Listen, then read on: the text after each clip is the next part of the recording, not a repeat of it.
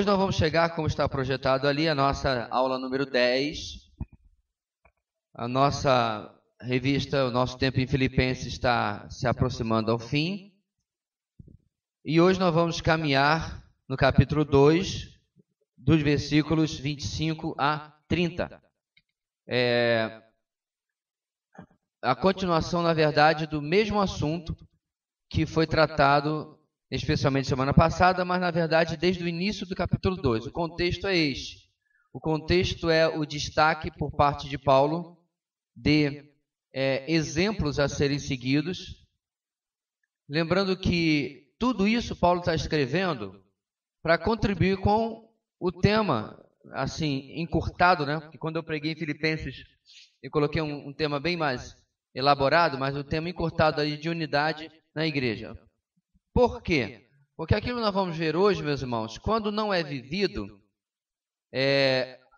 contribui de forma contrária à unidade na igreja. Simples assim.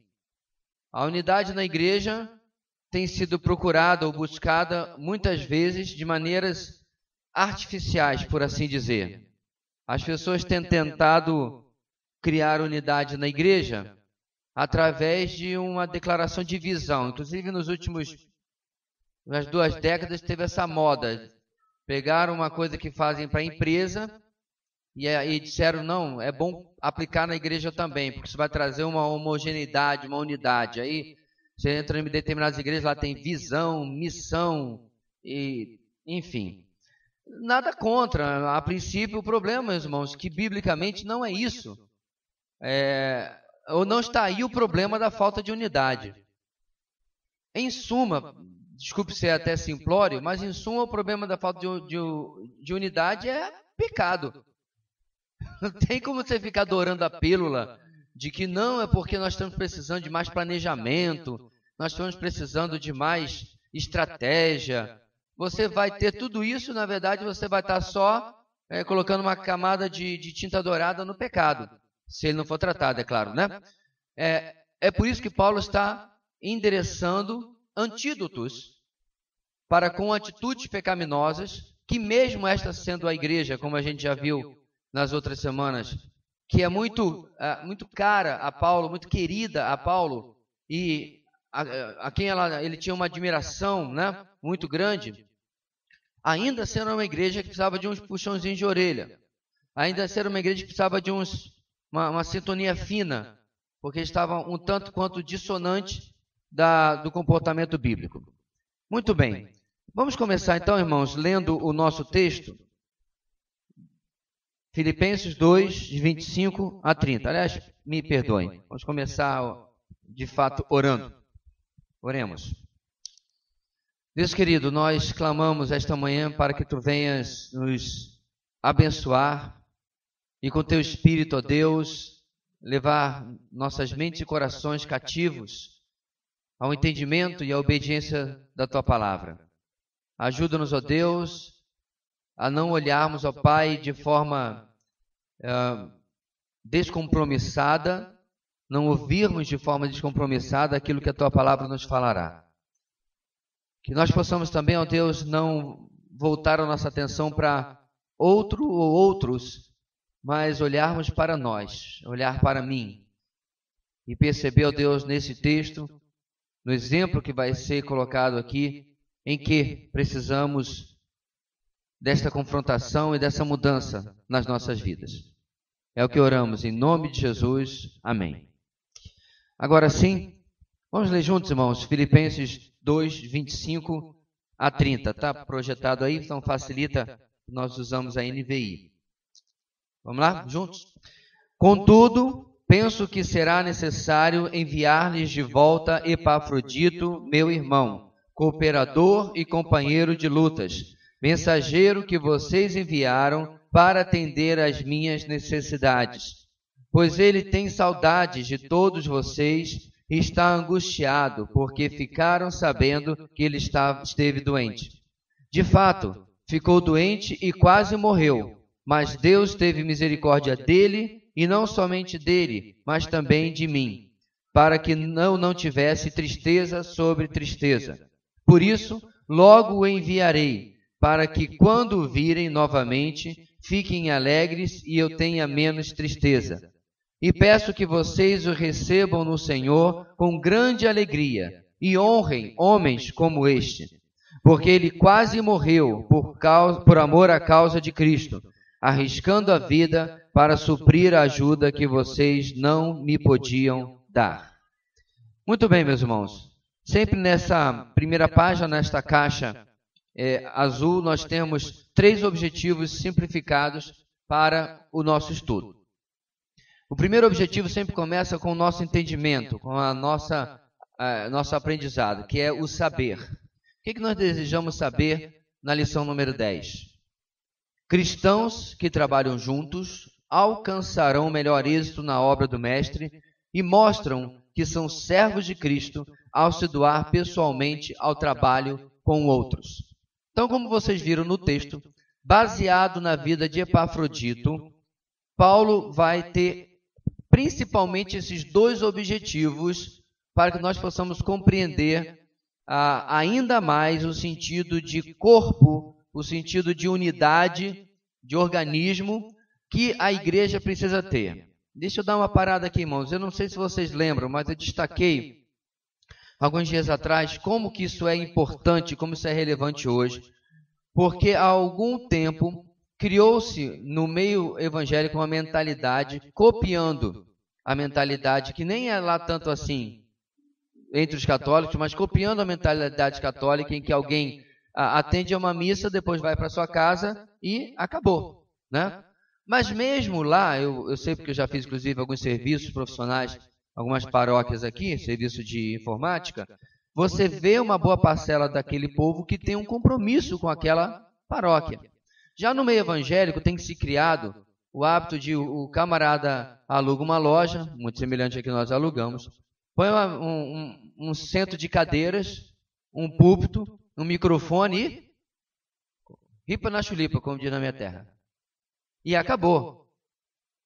Ele dá lá uma palavra completamente fora da escritura, geralmente, um louvor, faz meia dúzia de oração, recolhe dízimos e ofertas e o povo vai para casa porque já pagou a sua bênção. Ou seja, nos últimos tempos, houve um ataque, digamos assim, à noção de membresia, de pertencer, de participar de uma igreja local.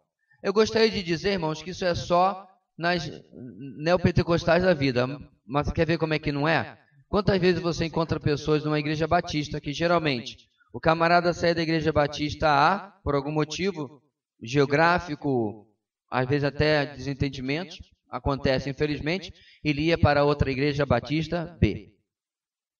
Hoje o camarada é tão mal doutrinado que ele sai da batista, ele vai para altar do fogo de Sião, aí sai de lá e vai para o fogo no chão, não, fogo no chão é churrascaria, isso é outra coisa. Mas, entendeu? Ele não tem compromisso com história, com doutrina, até porque ele foi mal doutrinado. Então, isso tem sido tão forte, irmãos. Eu não me refiro àquela pessoa que troca de uma igreja para outra, porque entende a doutrina diferente, não está dando mais para congregar e vai para congregar em outro lugar. Não é isso. Ele muda porque não tem personalidade mesmo. E o texto está dizendo, irmãos, da necessidade de trabalhar juntos para alcançar o melhor êxito na obra. Ora, se a minha identificação com o meu corpo local de irmãos está cada vez mais fragilizado, como é que eu vou trabalhar junto? No primeiro momento em que alguém escolher uma nota fora daquela que eu acho que deve ser o arranjo, eu digo, aqui eu não fico mais. Porque não está acontecendo do jeito que eu acho que tem que acontecer. E eu, de novo, não estou me referindo à doutrina. O camarada sai porque o culto é muito frio. O camarada sai porque aqui só canta cântico, ou aqui só canta hino, ou aqui só... Coisas circunstanciais. Coisas que não são realmente relevantes. Ele não tem esse sentido de trabalhar junto, de cooperação. Uma palavra, inclusive, que aparece no nosso texto. Segundo objetivo, nós devemos saber que nós demonstramos que somos servos de Cristo ao doarmos pessoalmente. O meu trabalho individual está sendo doado aos meus irmãos. É óbvio que, em grande parte, eu também estou sendo alvo do trabalho, do investimento desses irmãos na minha vida. Além de saber, irmãos, o nosso objetivo na lição número 10 também é sentir. Palavra às vezes difícil da gente gostar, né? Porque sentir às vezes é levado para um lado mais superficial. Mas olha o enunciado. Sentir o quê? Gratidão. Então não é superficial. Sentir gratidão pela oportunidade de servir a Deus de modo sacrificial, em companheirismo e assistência à Igreja de Cristo. Irmãos, servir a Deus e ao povo de Deus é privilégio. Um enorme privilégio. Que inclusive, quando ocorre, traz profunda edificação às nossas vidas. Agora nas férias, um pastor amigo meu de São Paulo, estava passando férias no Rio. Nós não conseguimos nos encontrar, mas ele estava lá pelo Rio. E pelo grupo que nós participamos, com 130, 140 pastores e seminaristas batistas, ele pediu oração porque a filha dele tinha sofrido um acidente nas férias. Então ele estava na cidade lá da chamada região dos Lagos, no Rio de Janeiro, Cabo Frio, e sem conhecer ninguém, né? E aí eu lembrei de um irmão que eu não vejo há muito tempo, mas é amigo da família e que mora lá em Cabo Frio. Aí pedi o contato dele para os meus pais, entrei em contato, falei, olha, eu estou com um colega passando essa situação, você poderia ver se ele precisa de alguma coisa? Eu só falei isso. Eu não enumerei, não exemplifiquei, não especifiquei o que eu queria que ele fizesse. Você pode ver se ele precisa de alguma assistência, achar algum lugar, um hospital melhor que tiver aí em Cabo Frio, caso tenha mais de um, que é meio complicado. E enfim, irmãos, esse irmão em Cristo, durante alguns dias, foi uma fonte profunda de servir a Deus de modo sacrificial à igreja. Ele abriu mão do seu tempo, seu conforto, pegou a família do pastor, levou toda para sua casa, tirou lá estavam num Airbnb, né, esses lugares que você aluga, é a casa de alguém que se aluga, para quem não conhece, e o tempo já tinha acabado, ele não podia mais ficar lá. Ele ia morrer numa grana no hotel. Então pegou a família e levou para a casa dele. E foi para cima, foi para baixo, entrou em contato com os irmãos da igreja dele, que eram médicos, para poder dar assistência, serviu. E aquilo ficou marcado na vida do meu colega, do nosso irmão em Cristo, mas também fiquei impressionado. Já o conhecia e depois eu mandei para ele uma mensagem louvando a Deus.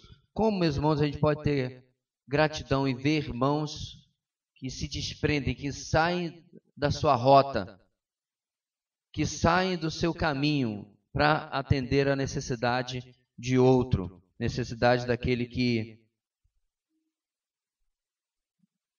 em determinado momento pode até ter me servido, ou não. No caso ali do exemplo que eu estou dando, o nosso irmão lá em Cabo Frio nunca viu aquele pastor na vida. Nem conhecia. Apenas a minha referência, a minha indicação, o meu pedido de ajuda. E ele assim agiu. Saber, sentir e finalmente agir.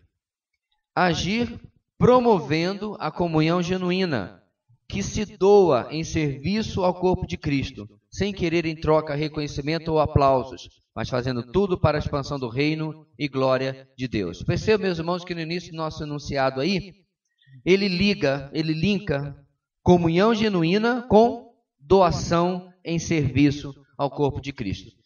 Está começando a entender como que não é uma frasezinha que se coloca, né? Eu não vou botar uma frase aqui de propósito, ou missão, ou visão da igreja. Você está entendendo que não é programação em si que vai gerar essa unidade? É quando eu me dou, eu começo a criar laços com a vida daquele irmão, daquela irmã. O grande problema, irmãos, é que às vezes nós estamos em igrejas minúsculas e as pessoas não se conhecem. Porque falta sair diante de uma necessidade e atender aquela necessidade. Eu estava pensando outro dia como é que nós fazíamos isso há 20, 30 anos atrás. Eu confesso a vocês que eu não consegui muito lembrar, não. Acho que a gente pegava o bom e velho telefone e ligava para os outros. Mas hoje em dia, irmãos, nós temos a tecnologia. 2 palitos, alguém coloca lá no WhatsApp, irmãos, estou com esse problema. Alguém pode me ajudar? Aí a gente visualiza Aí põe a mãozinha da oração e passa adiante. Vai para a próxima conversa interessante. O questionamento que eu tenho que me fazer é: eu realmente, com toda verdade, eu não podia servir aquele irmão? Ou eu fiquei torcendo ver se outro fosse? Que outro se voluntariasse? Que outro pudesse se dispor a fazer o que eu não quero fazer? Ponto. Então eu preciso compreender, irmãos, que se eu quero ter mais comunhão com os meus irmãos em Cristo, isso começa com eu os servindo e não necessariamente esperando ser servido. É aquela velha história da pessoa que diz: não, eu tive doente, ninguém foi me visitar. Algum bom tempo atrás, Deus fez esse desabafo comigo. Por que ia sair da sua igreja?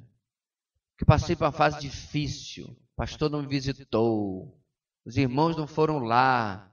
Eu ouvi, quer dizer, li, né? Porque estava escrito, li. Falei, tá bom, meu irmão, deixa ele fazer uma pergunta. O irmão foi o primeiro a passar algum tipo de problema igual, similar ou pior na sua igreja? Não, pastor. Teve a irmã fulana, inclusive teve câncer. Como é que foi a sua visita à irmã fulana? Visita? Não fui não. Você está vendo como é que o coração do homem funciona? Eu não fui visitado. Mesmo que eu nunca visite absolutamente ninguém. Então eu me acho injustiçado dentro daquela situação. Você já pode entender como é que essa conversa terminou, né? Ele ouviu assim aquele barulho. Conhece aquele barulho, irmão? Vu. Conhece não? Para quem não está acostumado a piada interna, esse é o barulho de uma perna manca voando, giratória, rumo à sua nuca, para deixar de ficar falando besteira. Como é que você pode reclamar de um comportamento que você não tem nenhum desejo de ter para com os outros? No mínimo não precisava nem reclamar, né? Muito bem. Na nossa introdução aqui, irmãos, onde entramos nos pontos, eu queria destacar o seguinte: exemplos já vistos. No capítulo 2, Paulo vai começar com o exemplo de Jesus.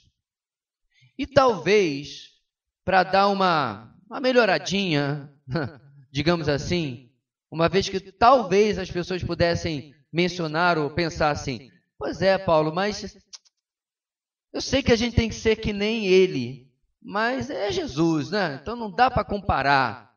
Não dá para a gente, né, dar um desconto. Afinal de contas, ele é ao concurso. Não tem como você chegar ao padrão dele. Já usou esse tipo de desculpa?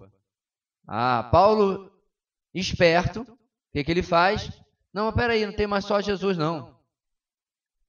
Tem Timóteo também. E aí nós vimos, semana passada, o irmão Rendel, sobre Timóteo.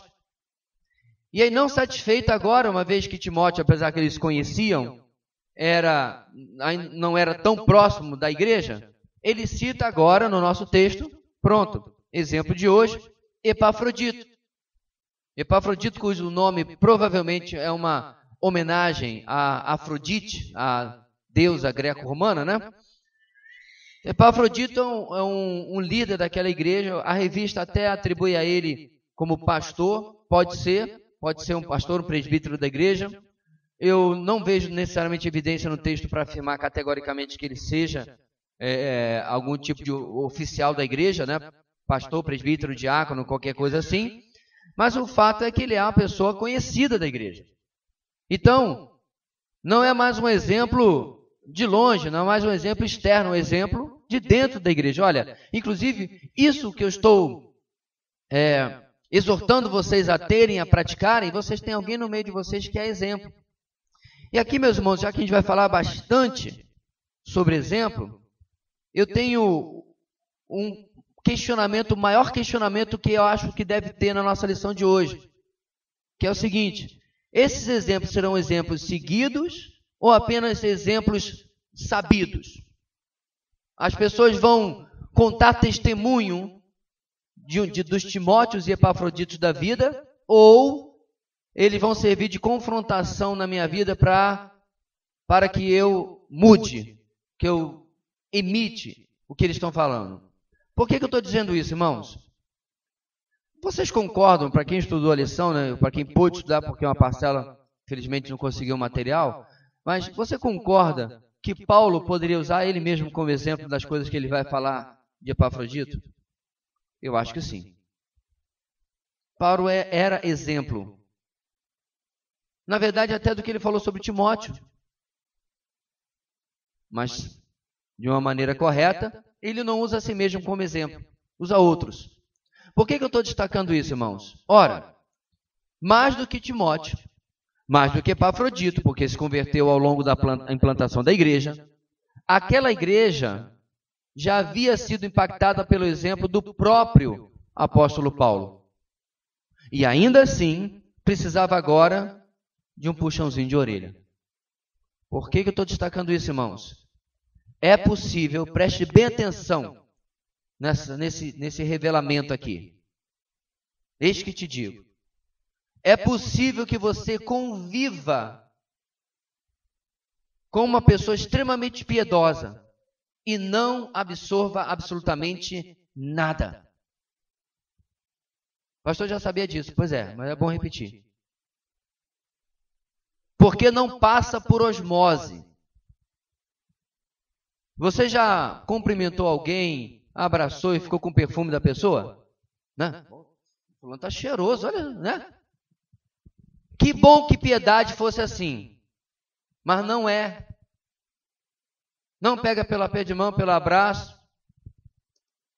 Que bom que se conviver com uma pessoa consagrada, daqui a pouco, rapaz, eu estou me sentindo mais consagrado, deve ser só de conviver com a minha mãe, deve ser só de conviver com a minha avó. A minha avó, por exemplo. Oh, se consagração pegasse, quantas vezes eu fiquei na casa da vovó? Quanto tempo eu levei para aprender as lições tão básicas da vida cristã, que ela vivia na minha cara, assim, diante de mim. Você está entendendo, meu irmão?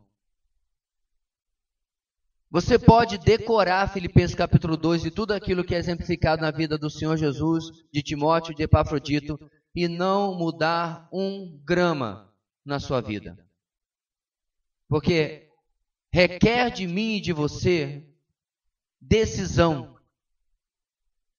abnegação, para usar a palavra da mensagem da semana passada, mortificação.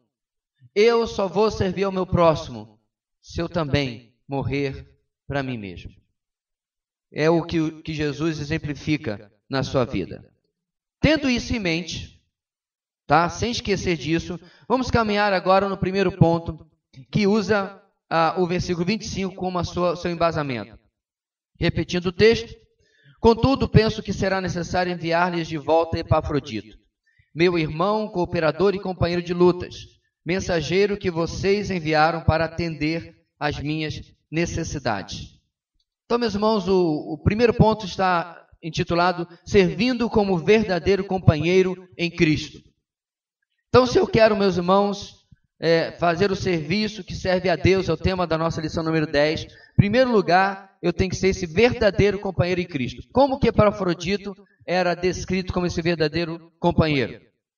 1.1. Primeiro, como irmão em Cristo, básico. Está no texto. O texto diz que ele deseja devolver Epafrodito de volta. Meu irmão. Eu não acho, meus irmãos, eu estou sendo obviamente aqui sarcástico, que foi colocado por acaso. Nenhuma vírgula nas escrituras é por acaso. É óbvio que Paulo apóstolo, escrevendo sobre um cristão para um bando de cristãos, que Epafrodito era seu irmão em Cristo. Por que ele destaca isso aqui? Ele está destacando, meus irmãos, como que ele, de verdade, se comportava para com Paulo como seu irmão em Cristo. Como de verdade ele percebia na vida de Epafrodito para com ele a fraternidade, o amor fraternal, a disposição que um irmão em Cristo precisa ter para com o outro. De vez em quando eu falo umas coisas que tem gente que tem dificuldade até de engolir. E essa é uma delas. a sua família em Cristo, aos olhos da eternidade, é mais importante do que a sua família de sangue. Perceba que eu não estou desmerecendo o que as Escrituras dizem, que nós não podemos, aquele que negligencia a sua própria casa, dar mau testemunho. Você precisa cuidar da sua família. Seus pais, na velhice deles, dos seus filhos, enquanto precisam. Isso é óbvio, como dizia meu professor, óbvio ululante. O problema é que muita gente não está compreendendo, meus irmãos, que igreja, ou a igreja é a única agremiação humana que você levará para a eternidade. Já parou para pensar nisso? Ora, tirando os joios que estiverem no meio de uma determinada igreja local, que aí não tem jeito, né? Jesus vem e você fica, de verdade. Mas tirando isso, irmãos, nós vamos para a eternidade juntos. Os companheiros de trabalho não vão, o pessoal do seu time de futebol não vai, o pessoal do seu clube do livro não vai, o pessoal do seu círculo do tricô e do crochê não vai, o pessoal da sua família, em boa parte, não vai. Toda vez, irmãos, que eu dou os parabéns a alguém na casa da minha família imediata, não nossa lá em casa, mas meus pais, etc., irmãos, uma das coisas que eu sempre falo, irmãos, quando eu dou parabéns aos meus pais, aos meus irmãos, que o mais importante para mim é que nós vamos viver juntos para sempre. Eu sei que alguns aqui têm parentes que não conhecem a Cristo. Por isso que eu sou tão grato, irmãos, por esta realidade. Saber que meus pais, saber que meus sogros, que meus irmãos, que meus cunhados servem a Cristo. Talvez não concorde 100% com muitas coisas que eles acreditam e praticam, mas servem a Cristo. Porque a coisa mais importante do mundo, irmãos, para emprestar a frase de John Piper, é ser salvo. Não tem mais absolutamente outra coisa que você possa dizer, cheguei lá. Em Cristo, todos nós já chegamos lá. Já chegamos onde tínhamos que chegar. O resto, irmãos, literalmente é lucro. É bônus. Não é nem lucro, é bonificaçãozinha. Fui alcançado por Cristo e ainda Ele abençoa a minha carreira. Legal, obrigado aí, Deus, mas o mais importante eu já recebi. É por isso, meus irmãos, que esse destaque de Paulo no texto, Epafrodito, meu irmão. O pessoal lá de Filipos poderia dizer, epa, calma aí, meu não, nosso. Mas a personalidade, ou a personificação, melhor dizendo, de Paulo aqui no texto, irmãos, está dando a cor do comportamento de Epafrodito. Não era apenas um cristão que foi até lá. Tudo bem, Paulo? Eu sou Epafrodito. Vim trazer aqui uma oferta para você. Tá? Assina aqui no protocolo, por favor. Tá? Precisa de mais alguma coisa? Não? Tá? Qualquer coisa escreve aí, tá? Manda um zap e aí a gente vê o que pode fazer. Não? Porque o texto continua, meus irmãos, e não apenas como,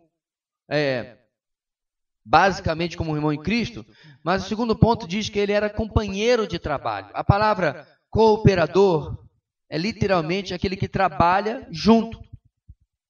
Aquele que é um co-obreiro. Aquele que está na obra junto com você, aquele que está de ombro a ombro com você. Que está dividindo a carga do trabalho com você. E é interessante, irmãos, que nós não somos irmãos em Cristo uns dos outros por nossa própria escolha. Não, pastor, é nossa escolha sim porque eu levantei a mão e aceitei Jesus. Não foi não, irmão.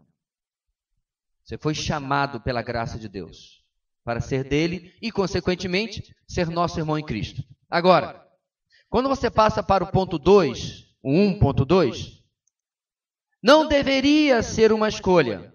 Devia apenas ser obediência ao mandato. Mas quantos e quantos desobedecem, não é verdade? E nunca se tornam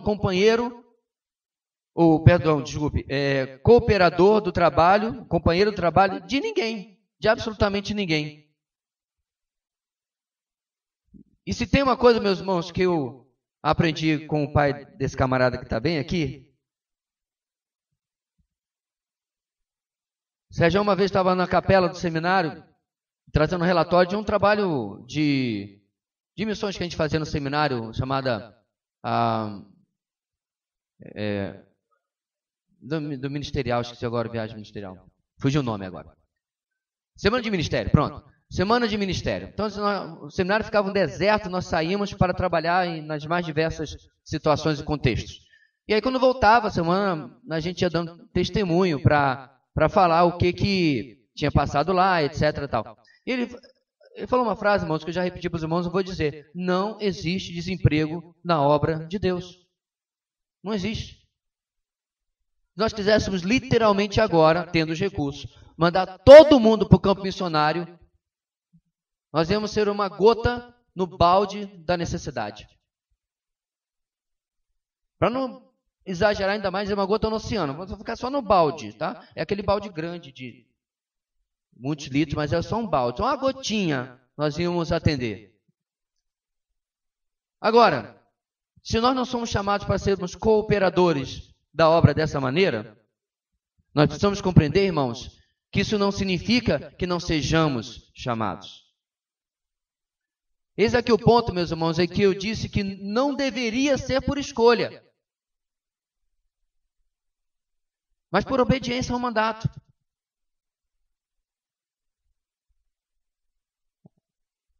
Certa vez, meus irmãos, eu falei aqui sobre a diferença de pessoas que se convertem na mesma época. E 15 anos aqui na igreja nós já presenciamos isso. Muitas vezes, pessoas do mesmo perfil. 2 adolescentes, 2 jovens, 2 homens, 2 mulheres da mesma faixa etária. E passado um ano, parecia que um estava com um foguete atrás e o outro... Já deu para entender, né? Eu saí do lugar com a mãozinha aqui, mas bem pouquinho. As mesmas oportunidades, as mesmas mensagens, o convívio basicamente com as mesmas pessoas. Mas um deles aproveitou as oportunidades e se mandou, disparou. Amadureceu, cresceu. Mas sabe, irmãos, eu não estou falando porque esse daqui... Não, esse aqui já decorou as institutas de Calvino e esse aqui... Não, não tem nada a ver com aprender coisas. Eu estou me referindo, irmãos, a como que esse aqui demonstra o serviço, a cooperação que nós estamos vendo aqui, que está sendo exemplificado na vida de Epafrodito. Veja bem, meus irmãos, Epafrodito não entrou no seu jatinho particular. Ele não entrou nem mesmo no seu ônibus leito. Ele pegou uma estrada, na verdade, antes disso, um barco, em uma época onde naufrágios e não chegar até o destino era relativamente comum, barcos frágeis diante de uma tempestade no Mar Grande, chamado hoje Mar Mediterrâneo, é só você fazer a conta como é que a coisa acontecia. Ele se arrisca e ele vai até... aliás, desculpe. Sim, ele pegou o barco, sim. Ele vai até onde Paulo estava para levar a oferta. Outro? Por que ele não mandou outro? Por que ele não falou com a igreja? Olha, tem irmão fulano, ele gosta mais de aventura. Esse aí, irmãos, não é o meu chamado. Eu não fui chamado para isso. Deixa eu dizer para você, meu irmão, como é que é a regra de engajamento no reino de Deus. Preste atenção porque é bem rapidinho, senão você vai passar, você não vai nem ver. Você enxerga uma necessidade, você preenche uma necessidade. Quer que eu repita? Foi muito rápido? Você enxerga uma necessidade, você preenche uma necessidade.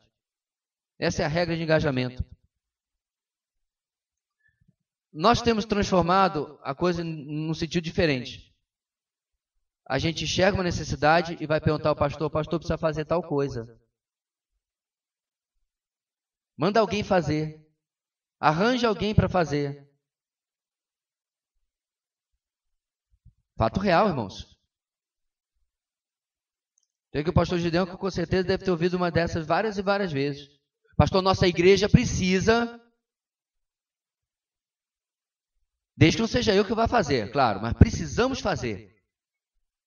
Então a necessidade está lá, eu percebi, notei, de repente outros não notaram, mas eu entendi que outra pessoa tem que fazer, e não eu. Quem assumiu o ministério da irmã Lúcia, eu quero agradecer publicamente. Viu? Irmã Lúcia viajando, alguém viu uma necessidade, preencheu a necessidade.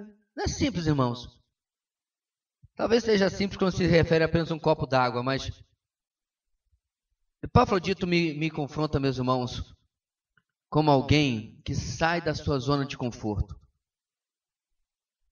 Agora ele sai da sua zona de conforto, irmãos, não apenas para trabalhar. Sabe aquela pessoa que se junta ao ministério? Graças a Deus que se junta àquele trabalho, àquele ministério. Mas porque gosta. Ou porque é muito legal, muito bonitinho. Não é, olha, isso aí é a minha paixão. Inclusive tem uma dessas visões de crescimento da igreja, que a frase deles é: qual é a sua paixão? Ou seja, você só vai fazer aquilo que você gosta. Aquilo que você não gosta de fazer, que é mais desagradável, tipo assim, não, mas meu ministério é lavar banheiro. Nossa, mas desde que eu me converti, eu vejo Deus voltando essa... E acho que nessa igreja tem que pagar alguém para lavar banheiro, porque ninguém deve... Qual a sua paixão? Lavar banheiro. Não. Não deve ter, né? O que me impacta na vida de Epafrodito, irmãos, é que ele não escolhe um trabalho só porque ele gostava. Irmãos, o quê? Ir para Roma? A minha cidade preferida.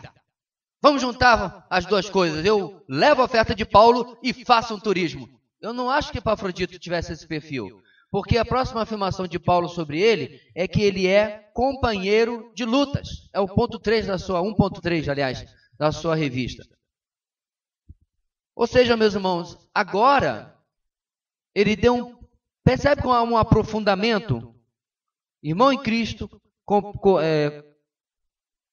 colaborador, né, na obra, e agora companheiro de lutas. Ou seja, Paulo está demonstrando, irmãos, como que o compromisso de Epafrodito não era apenas porque ele estava sem fazer nada.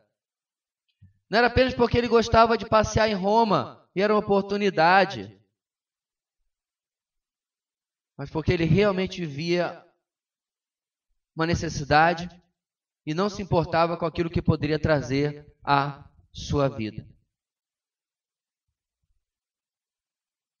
Eu gostei muito da honestidade de um irmão, anos atrás, em que desafiei esse irmão a acompanhar,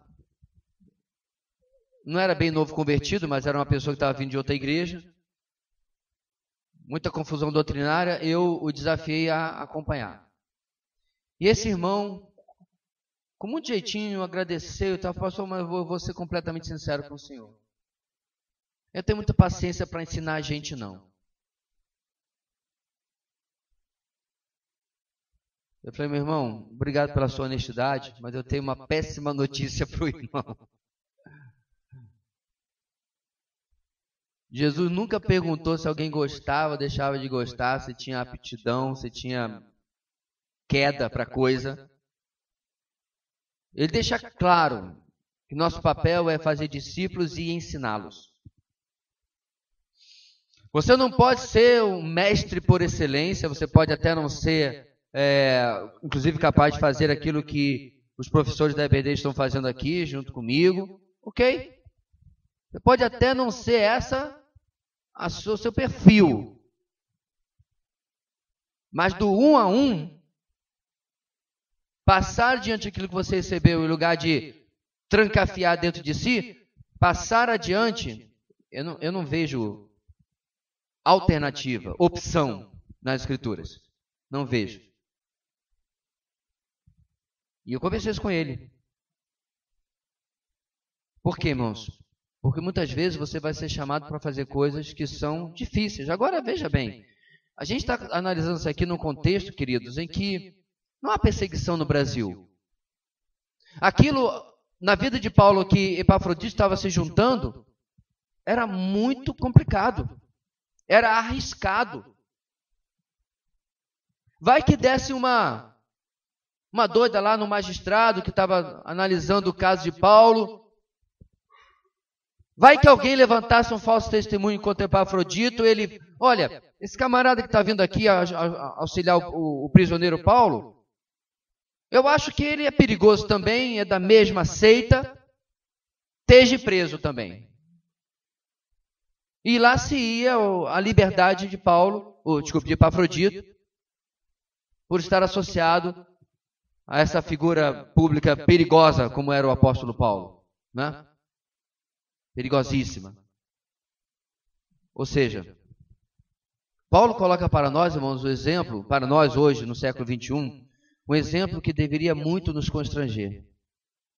Se eu não vou, nessas lutas, encarar risco da minha vida, e eu não vou, eu vou participar, meus irmãos, talvez, dos problemas de alguém, como esse exemplo do irmão lá em Cabo Frio, que eu mencionei minutos atrás. Ou eu vou participar das lutas espirituais de um irmão, no seu crescimento. Há um tempo atrás, um irmão de outra igreja compartilhava comigo, porque eu comentei sobre a determinada família. Tinha a esposa e as 3 meninas, que eram 3 clonezinhos dela. Tudo lindinho, assim, igual fosse feita em série, né? A cara da mãe, e tinha um pai abusivo, um pai violento, um pai, enfim. Só que todos eram da igreja. E ele era o discipulador do camarada. E eu conversava com ele falou, eu estava compartilhando as lutas que ele tinha. Não tinha droga, não tinha bebida, não tinha nada envolvido, era apenas uma pessoa descontrolada.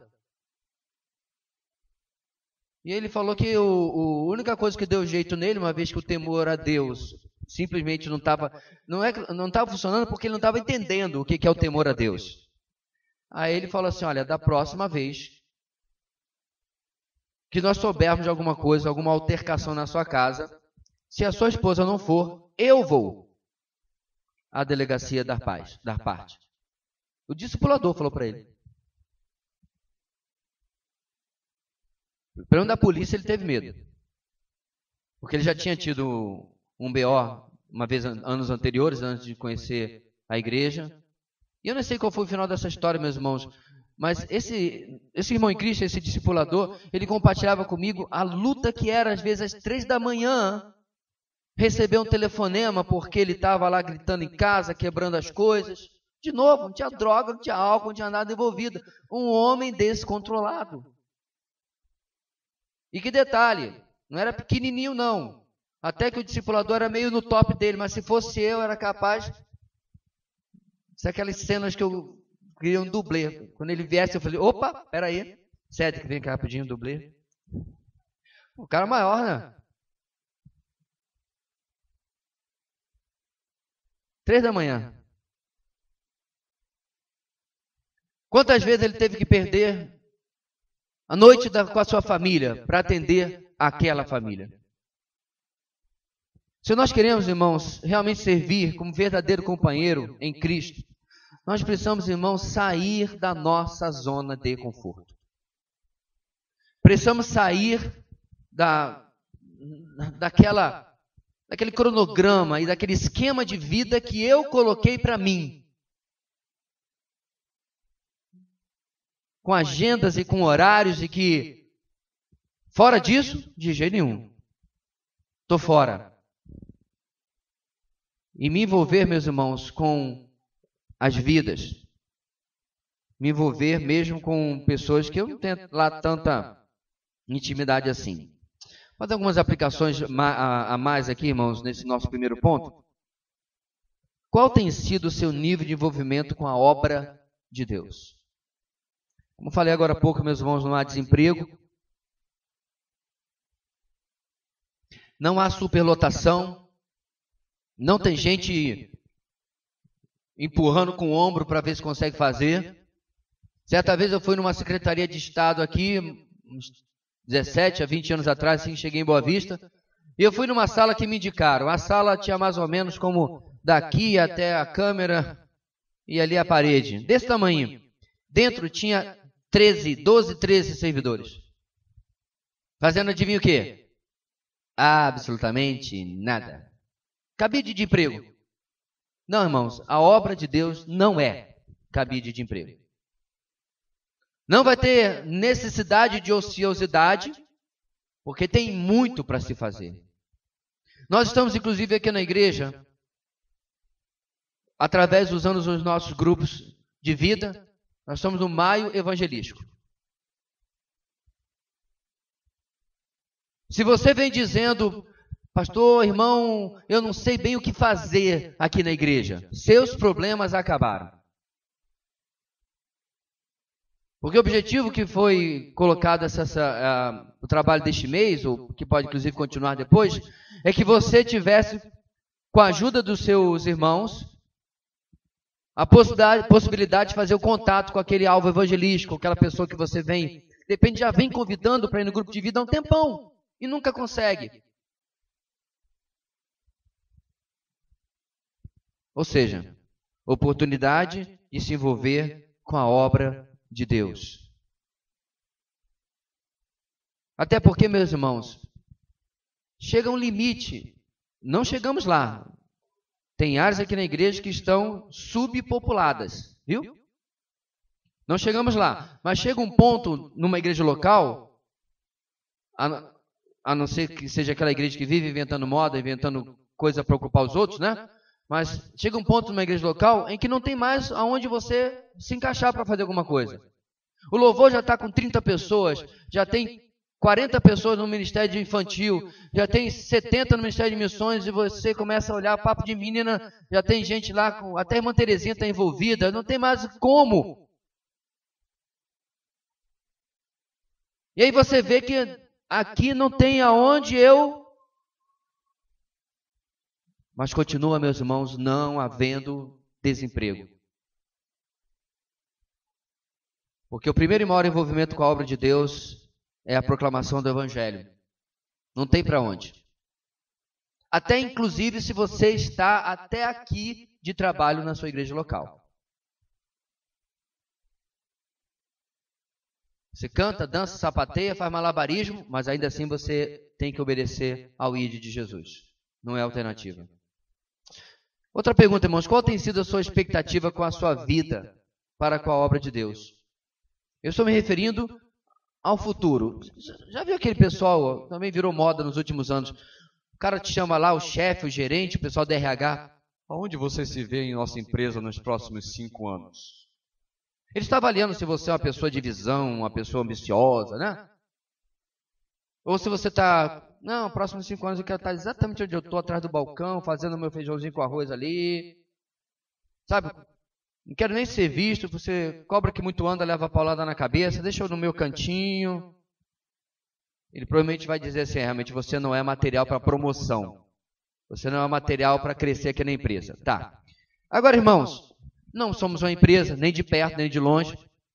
Mas ainda assim, na minha vida espiritual, eu preciso ter uma expectativa. O que eu me vejo fazendo? Nós já lhe ajudamos dando um roteiro básico de crescimento espiritual. É ou não é? Você precisa fazer um devocional por dia, participar de uma de cada reunião da sua igreja por semana, certo? Você precisa, qual é o do mês mesmo? Ler um bom livro por mês, participar de uma conferência por semestre, já providenciamos para você, não precisa nem viajar, e ler a Bíblia toda em um ano. Quer dizer, o básico do básico para o seu crescimento espiritual já está planejado. Não precisa nem se ocupar com isso.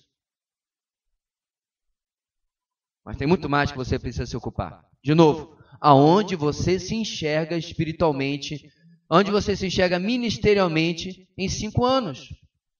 Sabe o que eu acho interessante, irmãos? E eu acredito que isso aconteça, por exemplo, na MEVA. As pessoas pedem um tipo de planejamento, né? Você vai ficar só lá de férias na aldeia. Entre esse retorno para a cidade, quais são os seus projetos? Um projeto é terminar a casa, começar a horta, né? Avançar tanto na tradução das escrituras. Você tem um projeto ministerial. Será, queridos, que a gente não deveria ter a mesma coisa? Mas ninguém vai lhe perguntar, ninguém vai dizer, olha, irmãos, eu quero... Estamos 104, 107 membros, né? Membros mesmo, 107. Eu quero 107 relatórios este mês no meu e-mail do que você vai fazer. Não, não vamos fazer isso. Você deveria fazer para consigo mesmo. Qual a sua expectativa com a sua vida espiritual? Qual a sua expectativa com a sua vida ministerial? Paulo tinha isso. Olha, eu desejo chegar a tal lugar. Ele tinha confiança, ele fala de que ele seria liberto dessa prisão, e ele realmente foi. E ele tinha o objetivo, inclusive, de chegar até a Espanha. Não sei exatamente se ele chegou, a história não registra. Mas se nós não temos, irmãos, expectativas espirituais, enquanto nós temos expectativas sobre praticamente tudo na nossa vida, quer ver só? Quando você terminar a faculdade, você está pensando em fazer o quê? Pastor, já estou vendo um após. Olha. É ou não é? No grupo de pastores que eu participo, a gente estava discutindo sobre as oportunidades de mestrado e pós-graduação no Brasil. E alguns até fora do Brasil. E eu vi uma, por exemplo, que eu posso fazer sem sair de Roraima, graças a Deus, que a passagem está cara, num seminário nos Estados Unidos. Legal. E nós fazemos a mesma coisa na nossa vida profissional. Pelo menos se você quiser chegar até algum lugar, né? Até o funcionário público. Alguns estão aí acomodados, não querem nem saber, mas não, vou fazer uma pós, vou fazer meu mestrado, porque aí eu tenho uma qualificação melhor, eu vou ganhar melhor. Agora, irmãos, essas coisas nós fazemos porque o dinheiro nos motiva. No reino, sinto muito, não tem dinheiro. Você sabia que, quando eu estava fazendo mestrado, um cliente meu perguntou, quando você terminar, a igreja vai lhe pagar mais? Eu falei, não. Na educação, em empresas, especialmente pública, funciona assim. Na igreja não, eu estou fazendo porque eu quero aprender. É? Só por isso? O conhecimento não é justificativa para esse povo. Ou seja, irmãos, na obra, não vai mudar absolutamente nada da sua vida financeira. Ah, mas vai mudar em outras coisas muito mais importantes, com certeza. Ponto 2 da sua revista, servindo a Igreja de Cristo. Pegando o finalzinho do versículo 25 e até o versículo 28, Paulo vai destacar como que Epafrodito, em 3 capacidades, serve a sua igreja, ou a Igreja de Cristo em geral. Como que ele consegue, através do seu exemplo, ajudar pessoalmente a Paulo, mas também ser um exemplo para outros. Ou seja, não é apenas a vida de Paulo que Epafrodito estava impactando, mas a vida também da sua igreja local. Em primeiro lugar, meus irmãos, 2.1, como representante da igreja. Ou seja, Epafrodito é colocado no texto como aquele que é enviado para atender a necessidade de Paulo. Na nossa tradução diz, mensageiro que vocês enviaram para atender às minhas necessidades. Ora, você há de concordar comigo que a igreja não ia mandar qualquer um. Que a igreja não ia mandar, né? Não, vai irmão Sinfrônio mesmo. Epafrodito foi escolhido porque era confiável, porque era fiel, porque era responsável, porque era alguém que eles poderiam depender, que ia fazer a coisa da maneira correta. Eu acho, irmãos, que não é só uma questão de honestidade. Não vou mandar alguém que não vai gastar o dinheiro consigo mesmo. Também entra, né? Nós tem esse irmãozinho aqui que ele tinha problema na lista da Odebrecht, então eu acho que é bom não mandar, logo se converteu, né? Mas vamos mandar não. Não é só honestidade, mas alguém que pudesse ser de confiança da igreja. Então ele é o seu representante. Como representante, a nossa apostila, a nossa revista, destaca que a palavra usada para mensageiro é apóstolos. Mas a forma como é colocado no texto, irmãos, e está sendo bem destacado aqui, ele não é apóstolo. É porque a palavra apóstolo nada mais é do que enviado. Significado da palavra apóstolo. Ou seja, quando você está apostolando, você está enviando.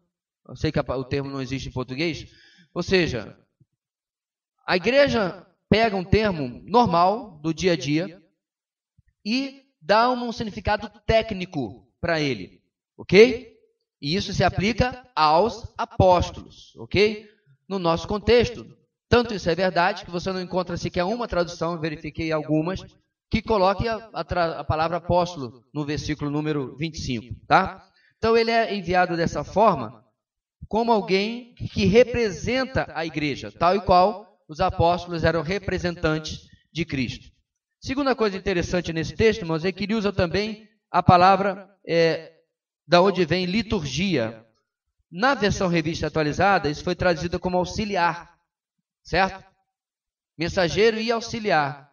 Mas na nossa versão, é a expressão que está aqui, olha. Mensageiro que vocês enviaram para atender às minhas necessidades. E a nossa revista explica tão bem, que eu vou pegar aqui a ajuda dela.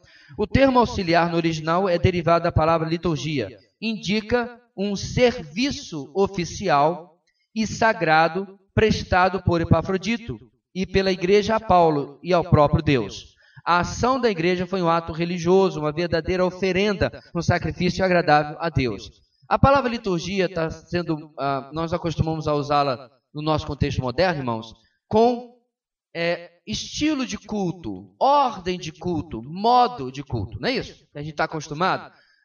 O irmão ia na igreja, que era desse jeito, ele fala assim, eu entendi que a liturgia de vocês é diferente, ou seja, ele está se referindo a como o culto é feito. Por exemplo, tem culto em igreja em que você chega, aí começa a tocar uma música. Esse é o processional. É para você entrar. E aí o pessoal lá de dentro também que está, o pastor, o coral, entra. Calma, tem uma segunda música, que é o prelúdio. Aí é para você se acalmar. Você não estava calmo. Tá? Se acalmar, tempo de oração. Quando o prelúdio termina, e detalhe, se chegar no meio de uma dessas duas músicas, pode nem entrar, viu? Lá na porta. Chuva, calor, granizo, dinossauro, não, lá fora. Não pode entrar. Eu não estou brincando. Numa igreja em Manaus, alguém que eu conheço entrou, certo? O pastor mandou voltar o prelúdio. Esse é aquele momento que você diz assim, Senhor, obrigado porque eu estou na comunidade Batista Videira. Nosso prelúdio é feira livre, né? A gente se encontra depois da semana inteira, abraça um ao outro. Aí eu digo, irmãos, todo mundo senta. Viu como funciona também? Igualzinho, uma música suave para acalmar todo mundo. Mas eu respeito, é a liturgia deles, né? E se eu estou numa igreja assim, eu sigo a liturgia deles, na terra de sapo, de cócoras com ele. Não vou, não, a minha igreja não faz assim. Essas diferenças, irmãos, simples e básicas, as pessoas acostumaram a chamar de liturgia, mas não é o significado da palavra. Liturgia significa serviço. Significa, como a apostila está bem explicando, uma oferta que está sendo dada através daquele culto. A oferta, obviamente, principalmente das nossas vidas, naquela adoração a Deus. E é interessante, irmãos, Paulo usa esse termo, e ele não usa isso constantemente. Para demonstrar, meus irmãos, que aquilo que foi feito significou muito para ele. E também estava com certeza impactando na igreja. Ou seja, Epafrodito era sim um bom representante de Filipos para a vida de Paulo, para o apóstolo, ok? 2.2. Ele também servia a igreja com sentimentos verdadeiros. De novo, vamos não ter tanta dificuldade com sentir ou com sentimentos, porque olha sobre o que o texto está falando. Versículo 26. Pois ele, Epafrodito, tem saudades de todos vocês. Está angustiado porque ficaram sabendo que ele esteve doente. Epafrodito, irmãos, não foi lá, entregou o dinheiro, pegou uma assinatura e um recibo e foi embora. Ele ficou algum tempo para servir a Paulo, para atender as necessidades de Paulo, que já não era nenhum garoto, já tinha uma certa idade. Inclusive, acontece algo com ele, como diz o texto. Ele acaba ficando doente e é algo sério. O texto não fala o que é, mas no primeiro século, sem antibióticos, sem os medicamentos que nós temos hoje, alguma coisa cometeu a Epafrodito e era algo sério. O texto vai dizer mais à frente que ele quase morreu. Mas ele não morreu. E na demora em voltar para casa, na demora em voltar para Filipos, Epafrodito falava constantemente do irmão fulano, da irmã Beltrana, falava da igreja como um todo. Paulo diz que ele tinha saudades da igreja. Irmãos, eu já conheci gente que não tem saudade da sua igreja. Eu já conheci gente que está lá porque está lá, porque talvez não tenha outra alternativa, transporte, ou porque a família está lá há 100 anos, desde a fundação da igreja, fica feio sair. Sabe esse tipo de coisa? Qualquer motivo, menos o certo. Eu fico muito triste, irmãos, porque eu fui muito bem acolhido nessas férias no começo do ano, na virada do ano, até porque, pela iluminação do Espírito Santo, eu só fui em igreja que fui convidado para pregar. Então, geralmente, eles tratam bem o pregador. Geralmente. Mas, sério, irmãos, foram encontros maravilhosos. Mas eu me recordo, irmãos, de outras férias que eu tirei, que eu fui em igrejas, que para começar a conversa, você recebe um superpoder quando chega lá. Sabe qual é o superpoder? Invisibilidade. Entrava e saía e quase dá vontade de ficar na frente das pessoas e dizer: ninguém está me vendo. Já fui em igreja assim.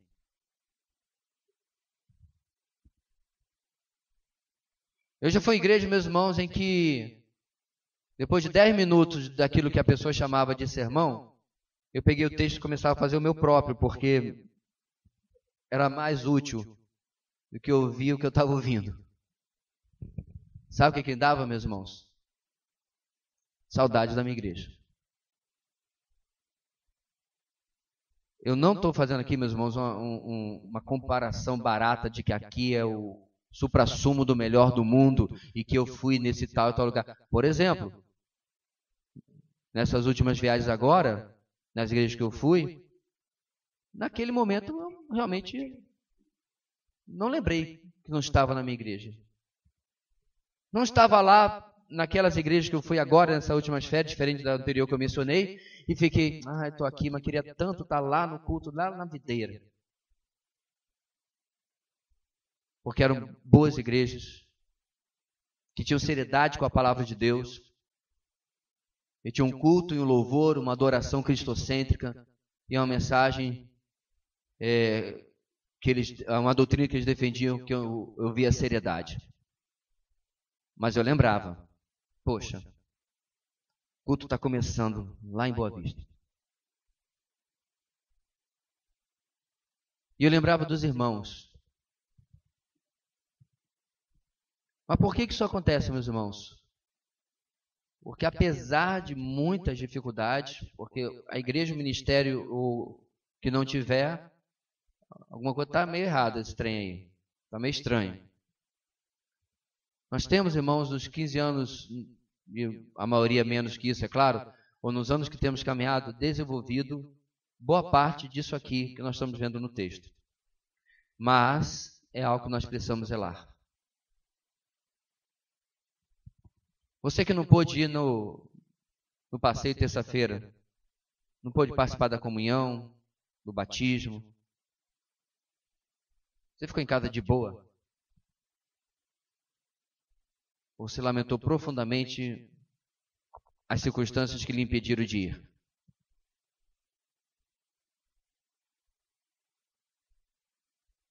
Porque isso leva, irmãos, a outros questionamentos. Quarta, quinta, sábado, seu grupo de vida está reunido, você sente falta de estar lá? Da comunhão com os irmãos? Você passou dias no seu trabalho, convivendo com pessoas que às vezes são boa gente, mas não são cristãos. Não se comportam como cristãos. Eu me lembro, meus irmãos, quando eu fui trabalhar numa loja lá no Rio de Janeiro, e eu estava muito tempo sem conviver com descrentes. Daqui a pouco alguém começava a falar e soltava um palavrão, aquilo parecia um prego entrando dentro do meu ouvido. Constantemente eu tinha que ficar meio que me esquivando, porque alguém ia começar a contar a famosa, deixa eu contar uma piada suja aqui. Eu tinha que ficar me esquivando. E eu me recordo que quando eu chegava para o culto de oração na igreja onde eu crescia, o tradicional culto de quarta-feira, né? No nosso dia, mas é o mais comum. Quando eu chegava no culto de quarta-feira, era um oásis para mim. Aquele tempo com os meus irmãos em Cristo, de poder ouvir a palavra ou poder orar juntos. Epafrodito tinha saudade, sentimentos genuínos da sua igreja. Esses sentimentos, inclusive, que traziam preocupação a ele, porque eles estavam preocupados com Epafrodito. Souberam que ele ficou doente. Alguém passou por Roma, foi para Filipos, olha, aquele irmão que vocês mandaram para lá, não está bem não. E aquilo trouxe preocupação para a igreja, numa época que ninguém tinha telefone, não tinha nada rápido para poder se comunicar, as notícias demoravam. Eu tive um irmão no seminário que soube que seu pai faleceu 4 meses depois, lá em Angola. Até a notícia sair do interior de Angola, chegar até a capital e vir para o Brasil lá, há 25 anos atrás. E nós tivemos que sentar no quarto e ajudá-lo no seu luto, um luto estranho, né? Porque não podia ligar para casa, todo mundo já estava passando, 3, 4 meses depois, se recuperando, e agora ele tinha acabado de receber a notícia. Então é nesse cenário, irmãos, demorado, que a doença de Epafrodito está sendo preocupação para a igreja. E isso traz preocupação para ele também. Queridos, como nós precisamos valorizar esse tipo de relacionamento entre nós. Unir e juntar, meus irmãos, nossas vidas como de verdade uma família.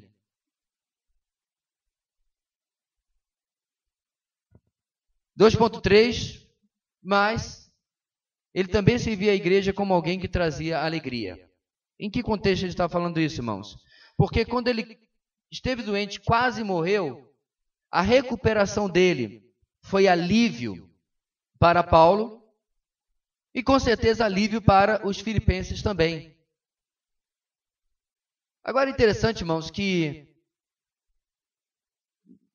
não foi a cura, ou não é a cura que está sendo destacada por Paulo aqui.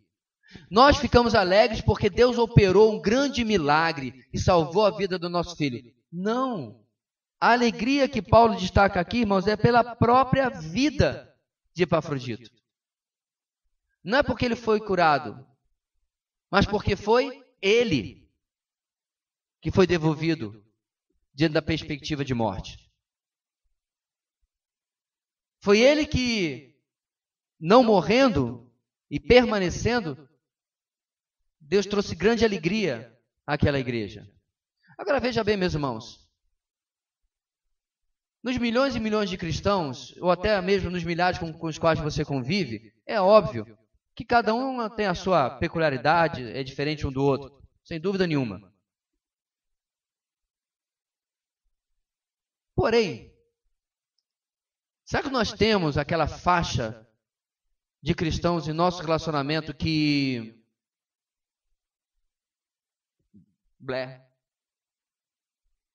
não faz diferença nenhuma?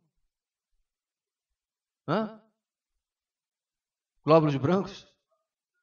Lápis branco, Não sei nem para que vem na caixa, né?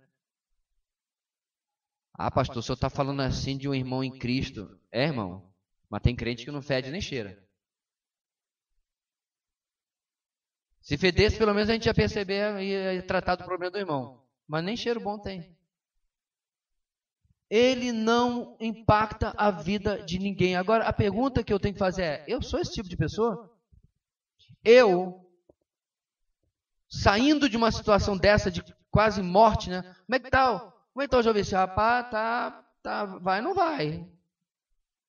Tá lá na UTI.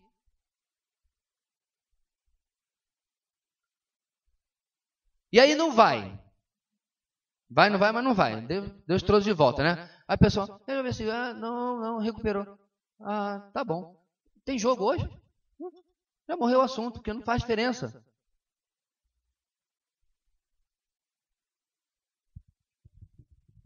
Todos nós, irmãos, vamos fazer diferença de alguma forma. Pelo menos a sua mãe vai sentir falta de você, espera-se, né? Mas não é o caso de Epafrodito aqui, irmãos. Ninguém está falando da mãe dele, não. É aquela história da criança que disse para a mãe, tinham chamado de feio, né? A mãe falou, não, mas você é lindo. Você tem que dizer isso, você é minha mãe?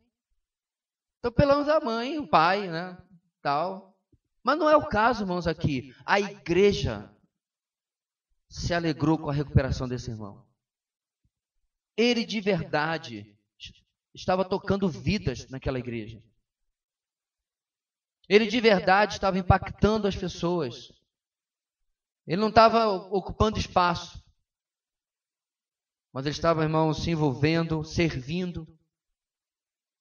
Vários testemunhos foram dados no batismo. Como aqueles irmãos têm tocado a vida de um ou outro de uma maneira. Lembra? Cada um do seu jeito. Até porque se fosse uma fabriqueta de fazer tudo cristão igual, ia ser muito complicado. Nós de verdade servimos uns aos outros, se fôssemos todos iguais. Mas em nossas diferenças. O interessante aqui, meus irmãos, é o conjunto da vida de Epafrodito e como ele causava esse impacto, esse efeito na vida daquela igreja. E Paulo, apesar de que ele não quer de maneira nenhuma que você seja uma cópia de Epafrodito, mas Paulo destaca, em suas peculiaridades, ele fazia a diferença. E fica o desafio para nós também, irmãos. Aplicações finais desse ponto 2. Qual tem sido, portanto, a percepção do mundo para comigo como representante do Evangelho, como representante da igreja? Você tem tranquilidade que todo mundo saiba que você é cristão? Ou o melhor serviço que você pode fazer ao Evangelho é que ninguém saiba que você é cristão. Ai. Epafrodito era um bom representante da igreja. Era alguém que tinha um bom testemunho. Era alguém que tinha um bom comportamento, uma boa atitude. E Paulo o destaca como um ótimo representante da igreja de Filipos. Segunda pergunta, irmãos. Qual tem sido a percepção da igreja para comigo? Para com Epafrodito era de alguém que fazia falta. De alguém que não estava só preenchendo espaço, que não era lápis branco.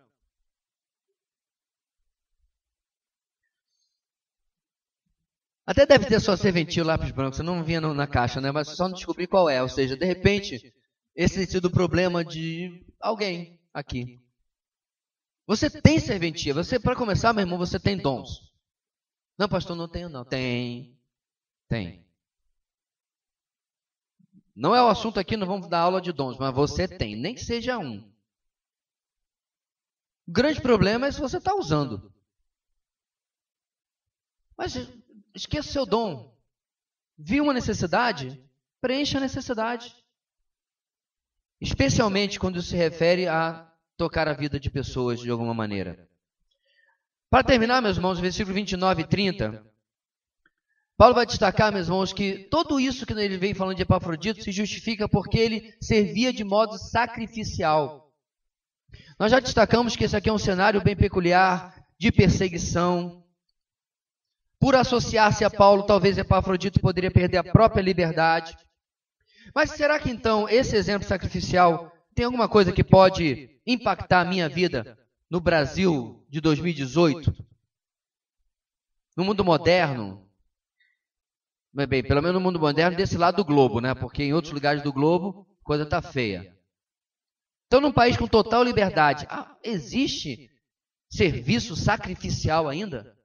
Versículo 29, que vai ser a introdução dos 12 pontos, diz o seguinte: e peço que vocês o recebam no Senhor com grande alegria e honrem homens como este. Interessante, irmãos, que O mundo evangélico hoje ele está entre dois extremos.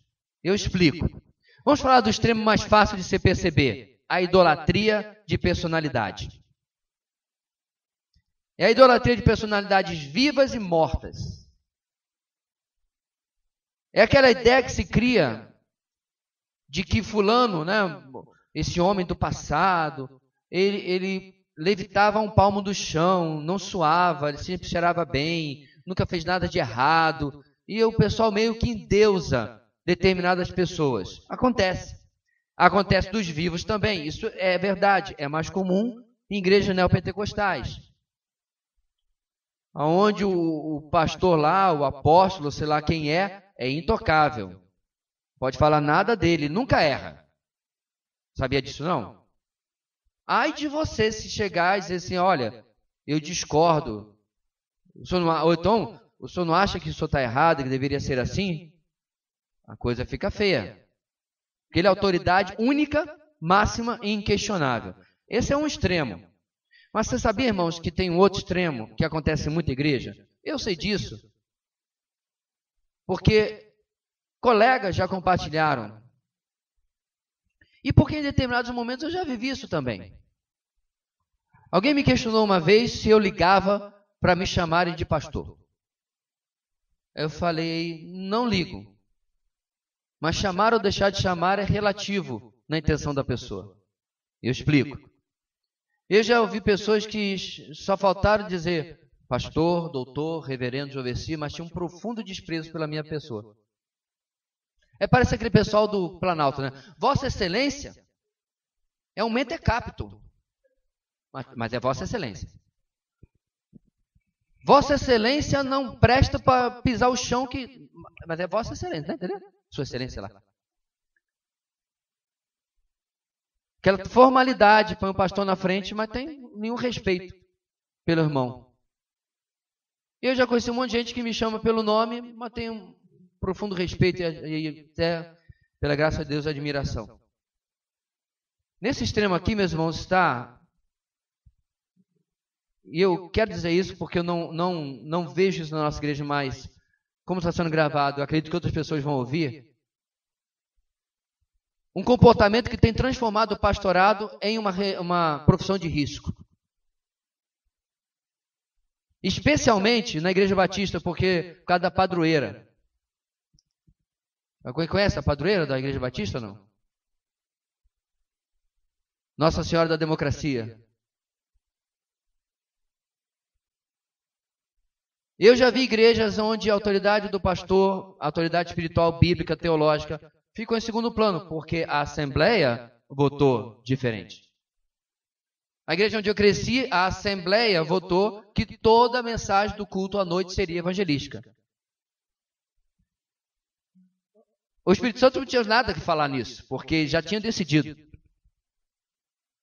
Então o pastor via, irmãos, nessa noite, Deus falou no meu coração que eu não vou pregar evangelisticamente, eu vou pregar sobre perdão. Não, pastor, a Assembleia decidiu que a mensagem do domingo à noite é evangelística e acabou. E o meu pastor teve que fazer isso mesmo quando não tinha nenhum visitante. É claro que às vezes dentro da membresia tem gente que ainda precisa se converter, claro. Dentro da membresia, das pessoas que estão participando da igreja, visitando a igreja frequentemente, é verdade. Mas quantas e quantas vezes pregou para as paredes, por assim dizer. Ouvimos mensagens evangelísticas quando a gente podia ouvir sobre doutrina, sobre vida cristã, ética cristã, enfim. Determinada igreja também votou que iria proceder a algo mesmo contra a orientação do seu pastor com base bíblica. O pastor parou, botou a transparência, lembra da transparência no retroprojetor? Não tinha projetor multimídia na época. Provou por A mais B que aquilo não era a decisão correta, biblicamente falando. E a Assembleia, sem nenhuma cutícula de versículo, nada, votou contrário. Não, pastor, interessante, mas nós queremos assim. Viu o outro extremo? Paulo diz para os filipenses: honrem homens como este. Qual é o equilíbrio, irmãos? Nós temos lideranças espirituais na nossa igreja. Não é apenas o pastor. Temos presbíteros, temos líderes de grupo de vida, nós temos líderes de ministério. Não tem ungido do Senhor aqui que você não possa questionar, chamar, meu irmão, não seria melhor dessa maneira? Essa semana, o irmão Diego me chamou a atenção. Pastor, isso, acho que não foi uma boa. Sim, senhor. Chutico militar, vou nada. Né? Porque ninguém é inquestionável. Isso é lá daquela ponta lá. Dos ungidões, né? Do pessoal lá, que é a quarta pessoa da Trindade. Uma coisa errada essa conta, mas, né? O problema, meus irmãos, é quando nós não reconhecemos. Ah, pastor, mas eu nunca falto respeito com meus líderes. Tá, vamos lá. Você já parou para pensar que aquele ministério do qual você participa, o que quer que seja, papo de menina, grupo de vida, culto, EBD, ele simplesmente não se materializou do nada e aconteceu? Você já parou para pensar nisso? Em algum momento, eu estou falando sério, você já parou para pensar que em algum momento você já parou para pensar que aquilo simplesmente alguém não tinha uma luva mágica que fez assim, e a coisa se materializou? Olha, até com PowerPoint veio. Já parou para pensar que alguém investiu horas naquilo? Planejamento, reuniões. Alguém saiu, virou a cidade inteira para comprar as coisas. Fui pensando, irmãos, no trabalho que tivemos no nosso último retiro agora. Pessoas para lá e para cá. Na nossa conferência, apesar que a gente está ficando bem craque, né? De monta e desmonta a conferência. Mas trabalho que deu.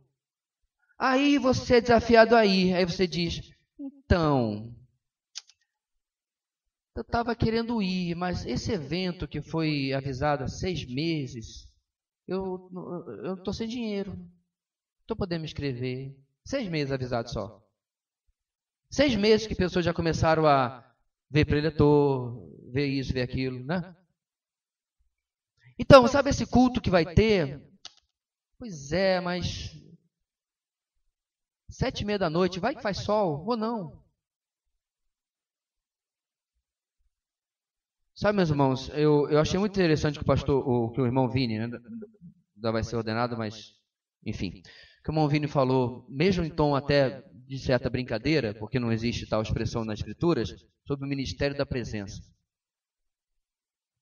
Sabe o que é mais interessante, irmãos? Você não precisa ensinar sobre o ministério da presença em igreja perseguida. Olha aí.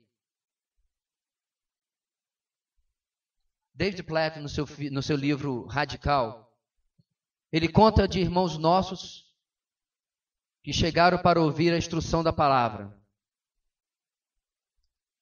Chegaram cedo e quando deu já o horário do almoço, eles perguntaram, olha, eu tenho mais material pronto aqui, o David Platt falou, e chegamos até o final. Aí ele falou assim, eles perguntaram, mas o senhor pode voltar amanhã?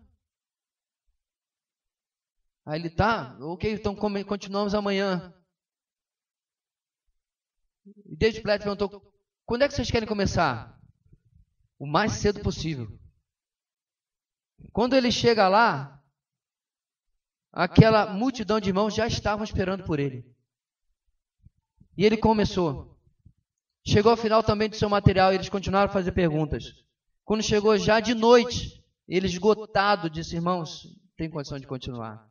Adivinha o que eles perguntaram? Você pode voltar amanhã?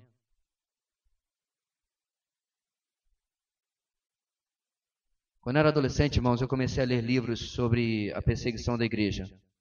Li Yuri, soldado soviético que foi torturado na Sibéria pela sua fé.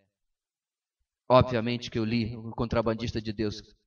Era um must. Quem não leu, ficou a lacuna. Sabe, irmãos, uma coisa que eu fiquei pensando na minha adolescência, a liberdade não nos faz bem. A liberdade do nosso país não nos faz bem.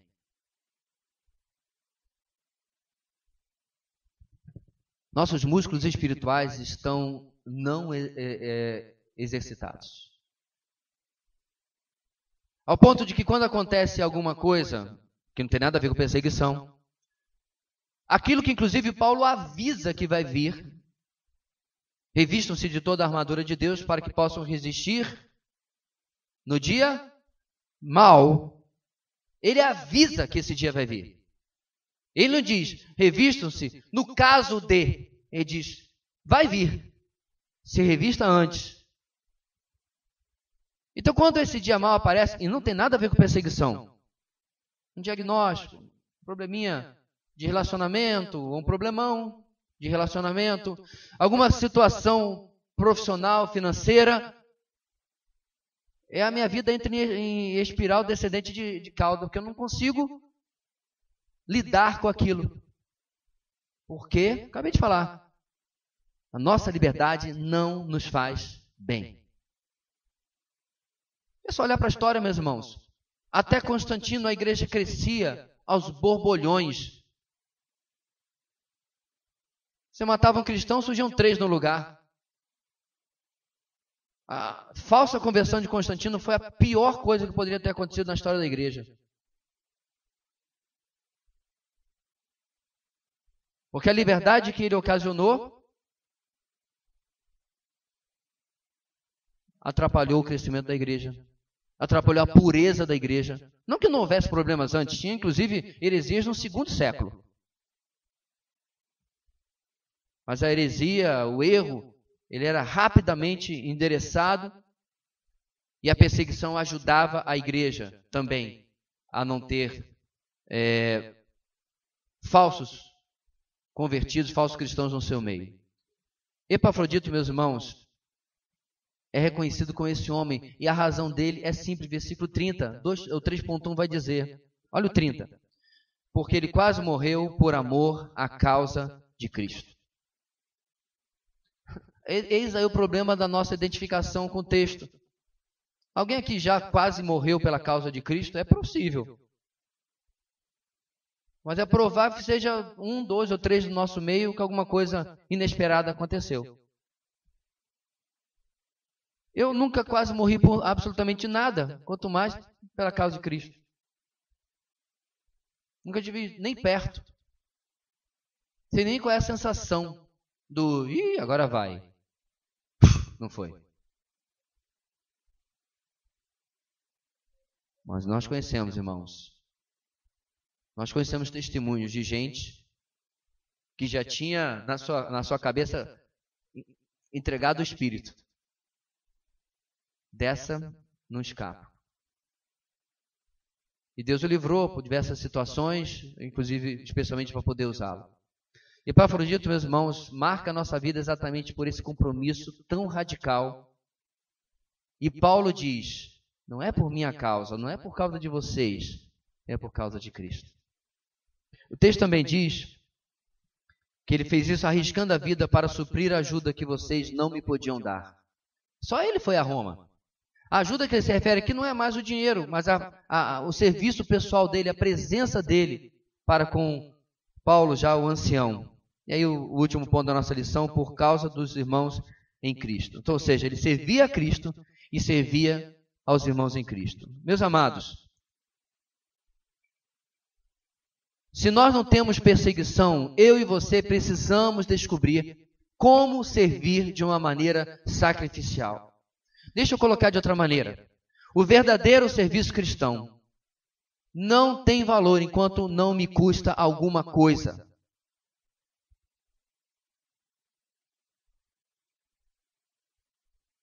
O rei Davi resistiu à tentação de, em sua prerrogativa de rei, aceitar o terreno, a eira de Araúna. Lembra da história? Ele tinha que fazer um sacrifício para cessar com a praga que havia irrompido no meio do povo por castigo do pecado dele. E ele viu que o anjo que estava trazendo aquela mortandade havia parado em cima da eira, do terreno deste homem. E ele vai lá, diz que vai construir um altar.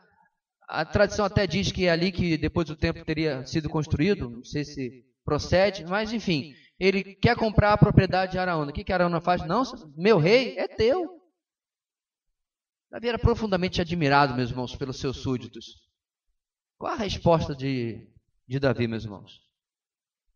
Não darei a Deus sacrifícios que não me custem nada. Deixa eu deixar bem claro aqui, meu irmão. Você não vai ganhar 1 centímetro quadrado do céu pelo seu sacrifício. Ninguém está falando sobre isso. Ninguém está falando sobre salvação. Eu estou me referindo, meu irmão, a você exercitar os seus músculos de servo. Tá? Não doeu ainda? Você provavelmente está fazendo errado. Não lhe custou ainda? Não lhe mexeu nos seus conceitos, na sua estabilidade do seu programa de vida que você tinha colocado? Alguma coisa está faltando. Porque você vê na vida desse homem, ele com certeza tinha família. É bem provável que ele tinha inclusive um trabalho. Ora, ele vivia de quê? Você percebe quanto custou a Epafrodito ir até Paulo? O tempo, se ele fosse casado, com a sua família. Se não fosse, com seus pais, sua família também. O tempo com a sua igreja. O seu conforto. O desconforto da viagem. Tudo a perigo de vida. Custa servir. É por isso que, irmãos, escolher aquele serviço que mais me apetece, que mais me agrada, no mínimo, teria que colocar depois aqui, ó. Porque a vontade de dizer que é, no mínimo, certa desonestidade, né? Não estou servindo, só estou fazendo aquilo que eu gosto. Eu não estou dizendo, meu irmão, que aquilo que lhe custar também não pode ser aquilo que você vai gostar. Eu estou me referindo a quando a gente escolhe a coisa fácil de fazer. Para que pelo menos eu diga a minha consciência, ou até demonstre aos outros, que pelo menos eu estou fazendo alguma coisa. Mas o nosso papel, meus irmãos, é definitivamente sair daquilo que é a definição do uso do nosso tempo. Que é a nossa definição do uso dos nossos bens. Que é a minha definição do uso dos meus talentos, dos meus dons, o que quer que seja. E servir ao outro. Para fechar o nosso ciclo com o que nós começamos a falar, você já entendeu de onde vem a unidade que Paulo deseja para os filipenses? Ora, se Epafrodito está servindo vocês e sendo esse exemplo, tudo isso que nós vimos na lição de hoje, e vocês forem na vida dele também, entendeu, Evódia e Sintique? Essa treta que vocês estão aí vai acabar. Essa pinimba que vocês estão uma com a outra aí, vai encerrar. É interessante, meus irmãos, que Paulo não diz qual era o problema entre Evódia e Sintique. Podia ser que uma queria fazer bolo de chocolate e outra bolo de cenoura para o aniversário da igreja de Filipe, uma coisa banal. Ou podia ser porque uma faltou a confiança da outra e precisava de uma sério tratamento de perdão. Ele não fala se é uma coisa banal ou se é uma coisa séria. Ele apenas diz: pensem a mesma coisa. Mudem a necessidade que vocês têm de que o seu jeito seja feito. E sirvam uma à outra. É por isso que ele fala de Jesus, por isso que ele fala de Timóteo, por isso que ele fala de Epafrodito. Fala do exemplo indiscutível. Ele fala de um ótimo exemplo que eles conheciam, mas aí finalmente, meus irmãos, dá a tacada final em falar de alguém com quem os filipenses conviviam. Que nós sejamos, meus irmãos, mesmo pecadores e limitados como nós somos, que nós sejamos usados por Deus para exemplificar as virtudes cristãs como Epafrodito e sermos inspiração, iluminação, exortação na vida das pessoas. Que nós possamos, irmãos, viver aquilo que nós cantamos, porque nós dizemos: Tu és Jesus, amigo verdadeiro, que eu tenho conhecido na vida dos meus irmãos. Agora, se eu sou alguém nulo na vida da minha igreja, na vida dos meus irmãos, que essa manhã, meus irmãos, Deus traga para nós a reflexão e confrontação, para que nós possamos questionar por que eu não me envolvo na vida das pessoas. Até porque é muito provável que quando necessitar, não é se não, quando, eu vou querer que elas se envolvam na minha. Nossa última slide traz uma conclusão que eu quero convidar-nos a lermos juntos. Vamos lá? O ministério e a vida cristã são realizados por multidões de servos anônimos, conhecidos por poucos, mas que, porém, marcam as vidas pela sua disposição de servir a Cristo e a sua igreja, indo muito além de apenas ser um irmão em Cristo, mas se tornando um cooperador e companheiro na obra e nas lutas. Eu sou grato a Deus por ter várias pessoas na minha vida que eu poderia colocar exatamente nesta conclusão aqui. Eu apenas oro ao Senhor para que eu possa ser na vida deles também, possa ser na vida de outras pessoas. Vamos colocar de pé, meus irmãos, e orar?